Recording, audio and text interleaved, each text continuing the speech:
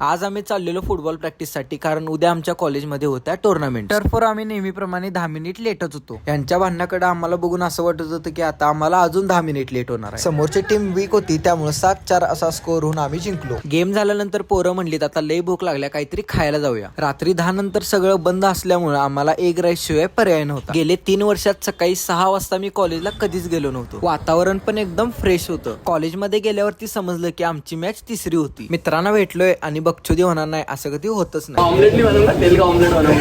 तोपर्यंत इकडे लगेच मॅचेस चालू झाल्या. आमचं मॅनेजमेंट एवढं भारी होतं की आम्ही पहिलीच मॅच 4-1 न जिंकली. दुसरी मॅच थोडी टफ होती, पण शेवटच्या मिनिटाला गोल करून आम्ही ती पण जिंकली. आज माझं नशीब एवढं भारी होतं की सेमीफायनल मध्ये मीच एक गोल केले आणि आम्ही जिंकलो. फायनल मध्ये आल्यावरती आमच्यावर एवढं प्रेशर होतं की आम्ही जिंकूच शकलो नाही. 1 महिन्यापूर्वी आमच्या एका मित्राची डेथ झाली होती, त्यामुळे आम्ही त्याला ट्रिब्यूट देतो. या ट्रॉफीकडे बघून आम्ही हे विचार करत होतो की आम्ही भरलेले फीसचे पैसे नेमकं चालल्यात तरी कुठं. ये जलते सूरज से ये तेज हवा है ये जमाने से